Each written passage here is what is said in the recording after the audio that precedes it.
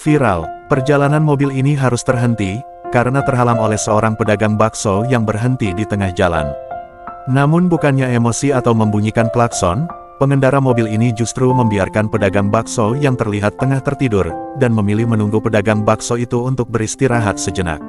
Selang beberapa lama kemudian, pengendara mobil itu akhirnya turun dari mobil, dan dengan sopannya ia akhirnya membangunkan pedagang bakso tersebut, serta menyarankannya untuk beristirahat di tempat yang aman.